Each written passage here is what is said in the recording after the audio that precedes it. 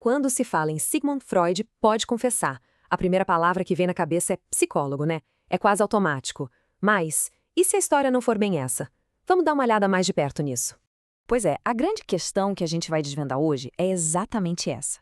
Todo mundo imagina o Freud ali, do lado do divã, que grita psicologia, certo? Mas será que essa é a formação dele de verdade? A história completa? Então, vamos começar colocando os pingos nos is. A primeira coisa é corrigir essa ideia que todo mundo tem e deixar claro qual era, de fato, a profissão dele. Olha, é fundamental a gente entender essa diferença. De um lado temos o médico, que lida com as doenças do corpo, o que é físico. Do outro, o psicólogo, que o foco é totalmente na mente, nas emoções. São áreas bem distintas, e essa distinção é a chave para a gente entender a virada que o Freud provocou.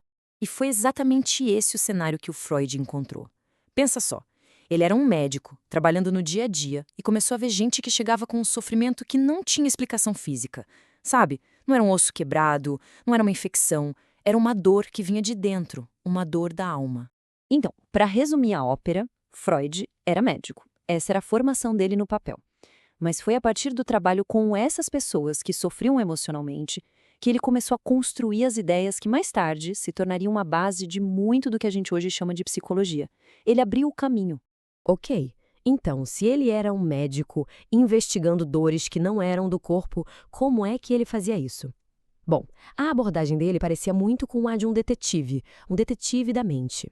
Todo detetive clássico tem sua lupa, né, para olhar os detalhes de perto. A lupa de Freud era outra, era a escuta. Era ouvindo com muita, mas muita atenção as histórias, os sonhos, os medos dos pacientes, que ele encontrava as pistas para entender de onde vinha todo aquele sofrimento. O método dele, que é basicamente 3 passos. Primeiro, a escuta. Deixar a pessoa falar livremente, sem filtro. Depois, a observação.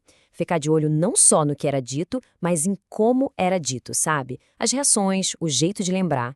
E, por fim, a análise, que era quando ele juntava tudo, tentando entender como as experiências reais e até as fantasias construíam aquela pessoa.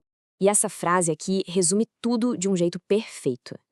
Cada lembrança, cada sonho, cada sentimento era uma pecinha. Uma peça essencial que, quando se encaixava no lugar certo, ajudava a formar a imagem completa da mente daquela pessoa. Certo. Agora que a gente já entendeu como ele trabalhava, vamos ver o que ele descobriu. E essa parte talvez seja a contribuição mais revolucionária, a que realmente ficou para a história. Antes de Freud, o jeito de entender o ser humano era muito focado naquilo que se podia ver. As ações, o que a pessoa falava, o comportamento. Aí ele chegou e jogou uma pergunta no ar. Uma pergunta simples, mas que mudou tudo. E se a parte mais importante da gente for justamente a que está escondida?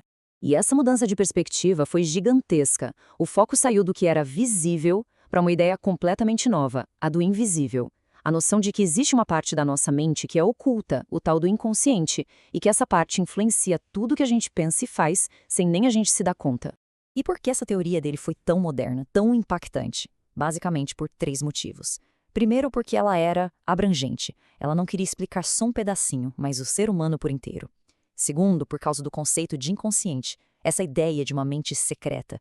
E terceiro, porque era universal. Ou seja, era uma teoria que se propunha a valer para todo mundo. Então, no final das contas, o ponto-chave é esse. Essa virada de chave, de olhar para o que é invisível em vez do que é óbvio, transformou para sempre o jeito como a gente se entende. Esse é o grande legado do trabalho dele. Isso tudo nos deixa com uma pergunta para pensar, né? Que partes da nossa própria mente, nossos desejos mais profundos, nossos medos, continuam invisíveis até mesmo para nós mesmos? Fica aí a reflexão.